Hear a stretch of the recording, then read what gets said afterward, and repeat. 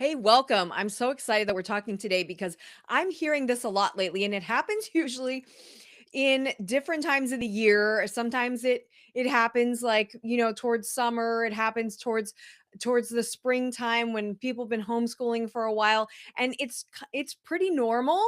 And I'm going to share with you why homeschool plans break down slowly. They don't happen just suddenly, even though it feels that way to us.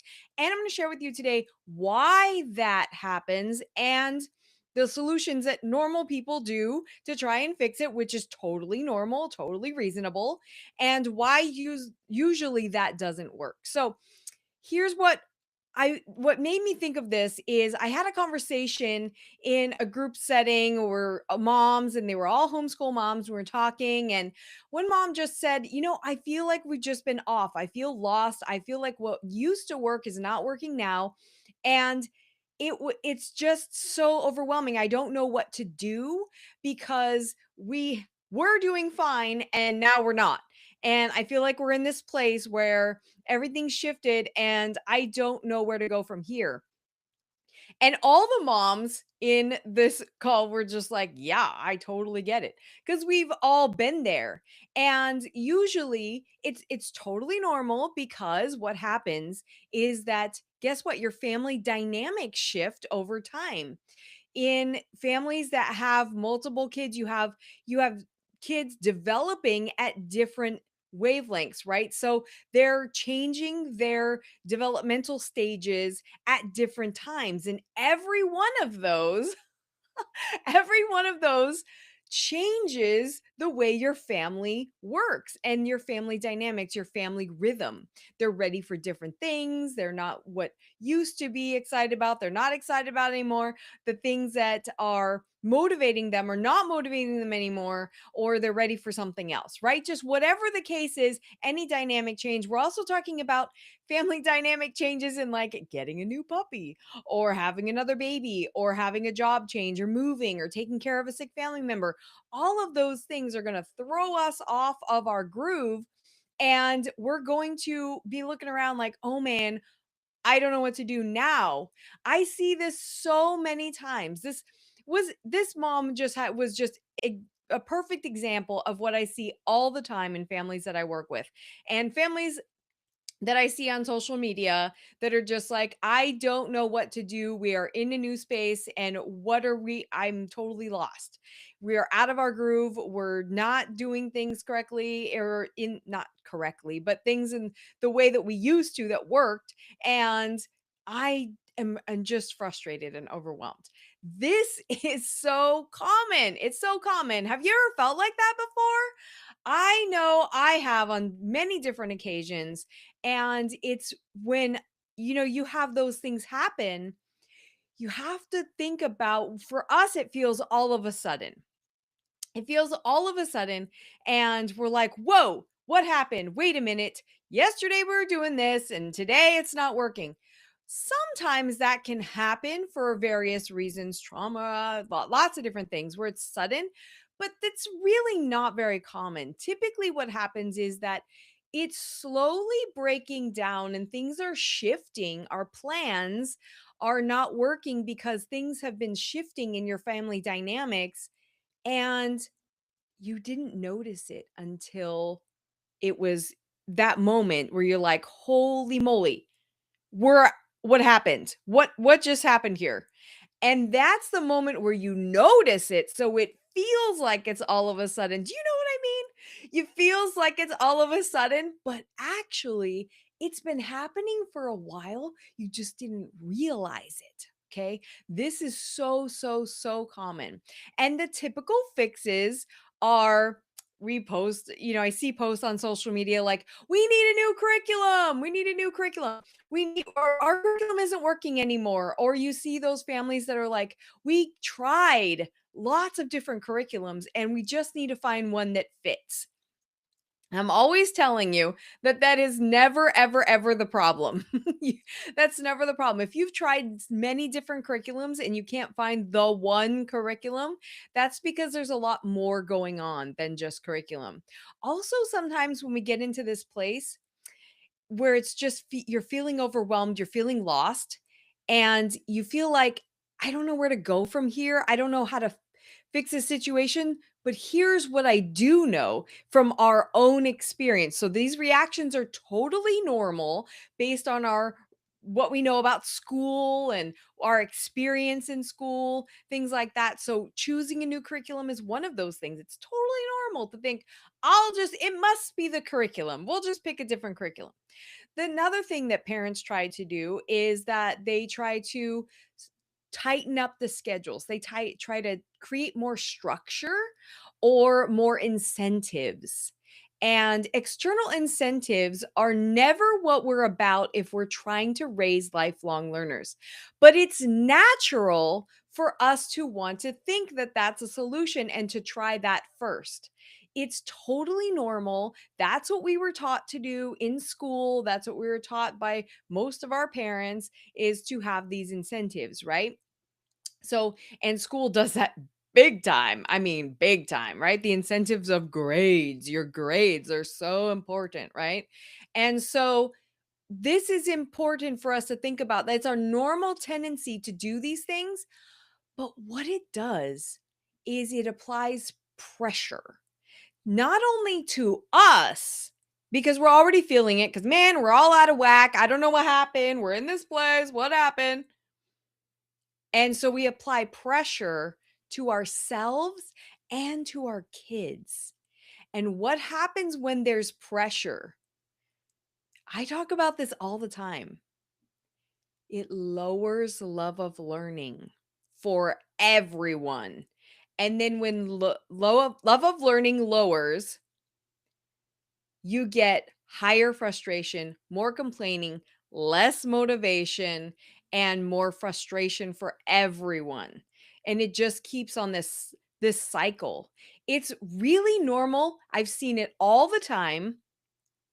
But what's really happening here is we're not addressing the root cause. We're not addressing what's really going on when you peek under the curtain, right? When you look under the hood of the engine. And what's really going on here is not just a we had good plans and now it doesn't work, so we have to put more pressure.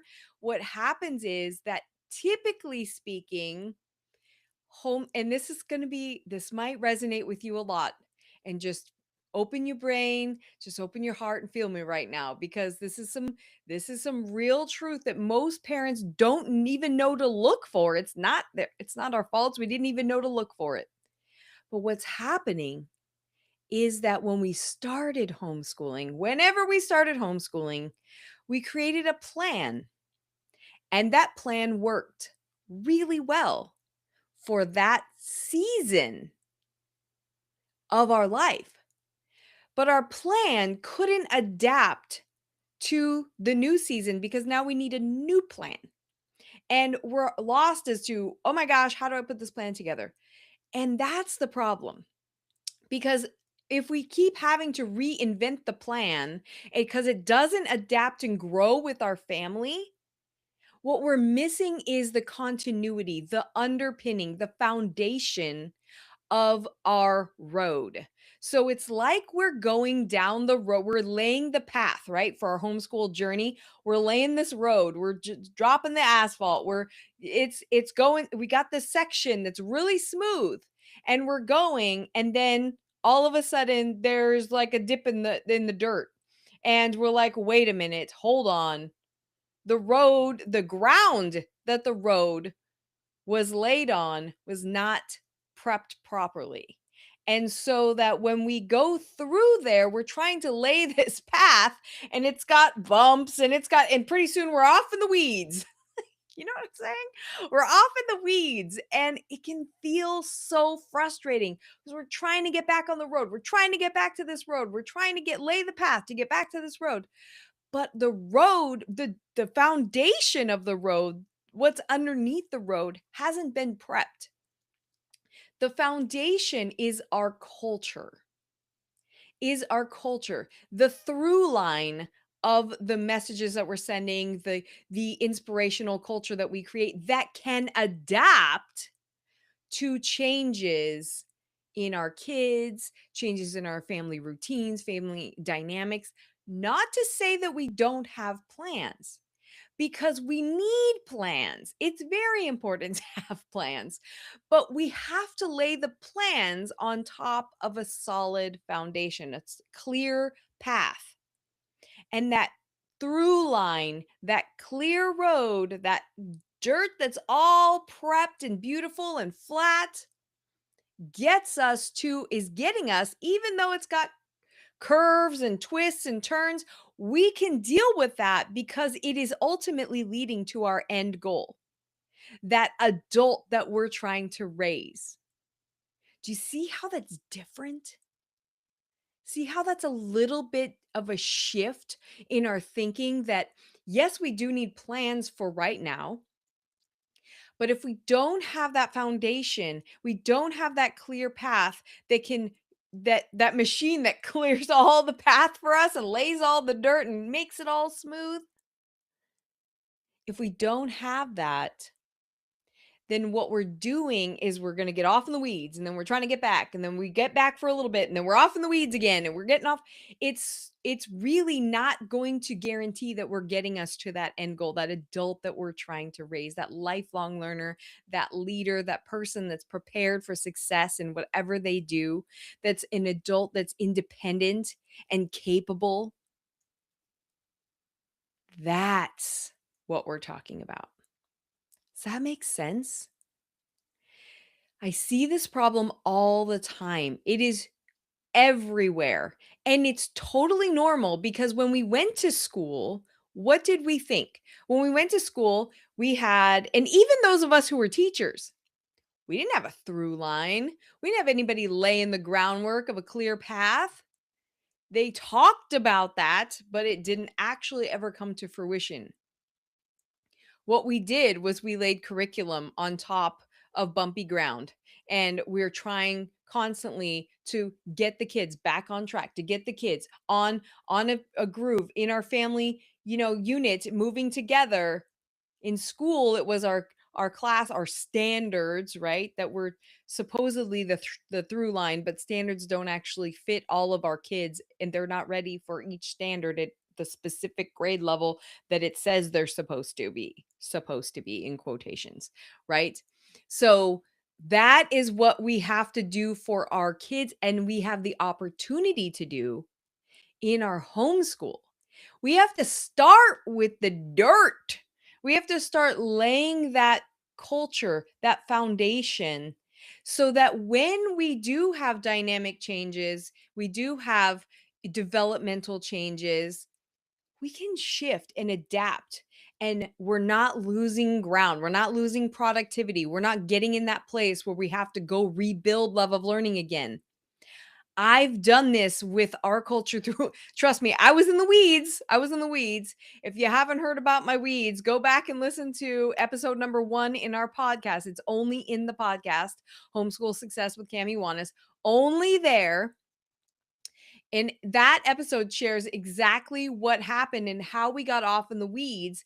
And then we brought it back, and then some dynamic shifts happen, and we have to move. We have a dynamic shift happening right now in our house, too. And it's causing us to really have to move how do we support the dynamic changes, the developmental changes? It's really a developmental shift, is what's happening right now with my son.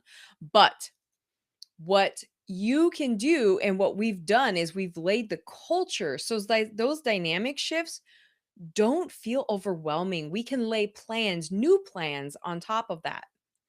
And the new plans don't feel like we're starting over. We don't have this big dip in love of learning that, oh, we got to rebuild. We got to go back up. That's hard. It takes a long time sometimes. And we have to rebuild new learning expectations, new family connections, confidence. We have to rebuild confidence sometimes. And all of that could be avoided if we had a through line, if we had the foundation laid with our culture that's setting the tone and making sure that that culture leads us to our end goal, who we're trying to raise. This is so amazing. Does that free you up? I hope you feel so empowered by that. That's exactly how A lot of families come to me and we end up working together because it's it's just a lost feeling. It's totally normal. You've never done this before and you were on a good path and now suddenly it feels like y everything all your ducks got knocked off the wall, and you're just flailing, and you're just trying to survive. That should never be how homeschooling feels. We want to feel inspired, we want to feel encouraged, we want to feel joy, we want it to not feel like a chore, because that's the only way that we raise lifelong learners and leaders.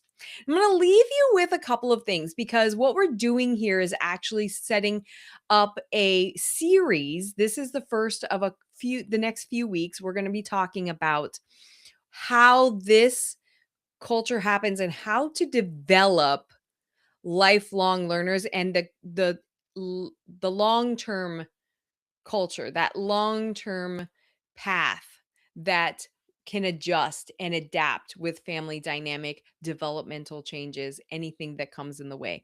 You got a big tree. A lot of you right now are in the on the what mid and eastern part of the country are going through this big ice storm. It's like having a tree in your path, right? Having a tree down on the road and like you can't pass until you get this done. So I'm very excited for what's coming.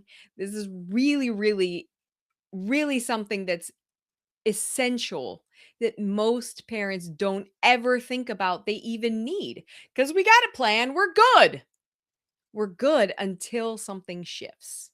And then the plans don't work as well as they used to. Maybe it's just one part of the plan. Maybe it's the whole plan. Maybe you don't feel all the way there, but you feel it a little bit. So I want to leave you with 3 questions I want you to think about.